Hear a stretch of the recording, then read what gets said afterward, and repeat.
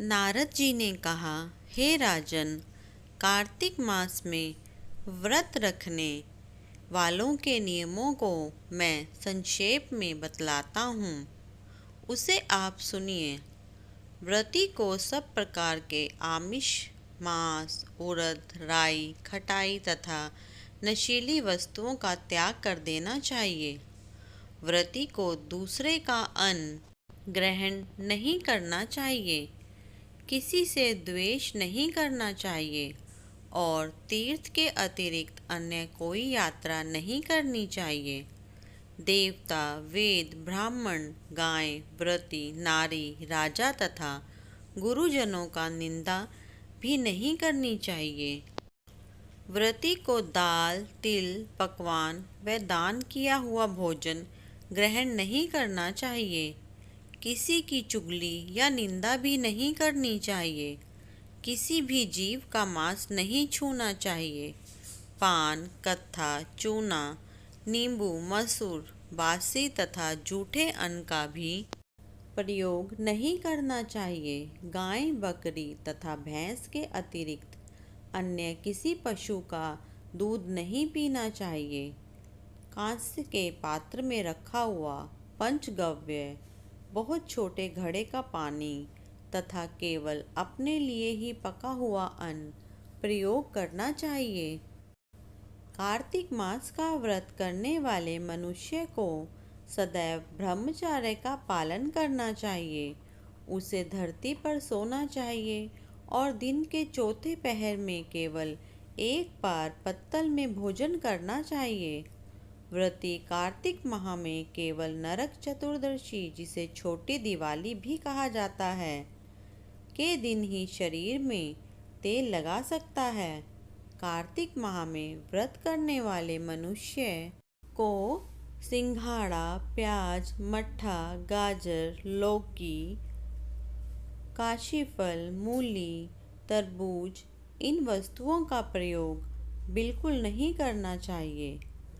रजस्वला, चांडाल, पापी, मलेच्छ, पतित, व्रतहीन, ब्राह्मण द्रोही और नास्तिकों से बात नहीं करनी चाहिए। भगवान विष्णु को प्रसन्न करने के लिए अपनी शक्ति के अनुसार चांद्रायण आदि का व्रत करना चाहिए और उपयुक्त नियमों का पालन करना चाहिए।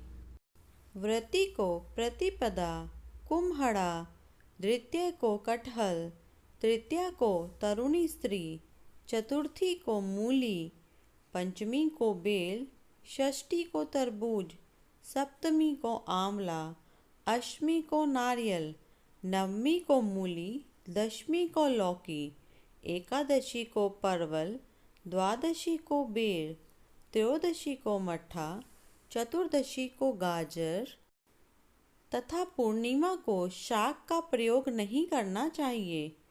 रविवार को आंवले का प्रयोग नहीं करना चाहिए। कार्तिक माह में व्रत करने वाला मनुष्य यदि इन शाकों में से किसी शाक का सेवन करना चाहे तो पहले ब्राह्मण को देकर ग्रहण करे।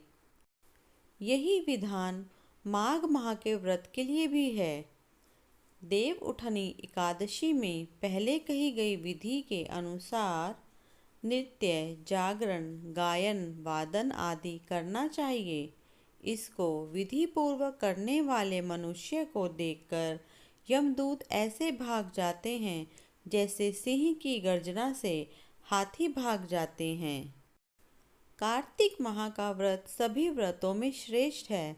इसके अतिरिक्त जितने भी व्रत यज्ञ हैं वह 1000 की संख्या में किए जाने पर भी इसकी तुलना नहीं कर सकते, क्योंकि यज्ञ करने वाले मनुष्य को सीधा वैकुंठ की प्राप्ति होती है। जिस प्रकार राजा की रक्षा उसके अंगरक्षक करते हैं, उसी प्रकार कार्तिक माह का व्रत करने वाले की रक्षा भगवान विष्णु की आज्ञा से इंद्रादि देवता करते हैं।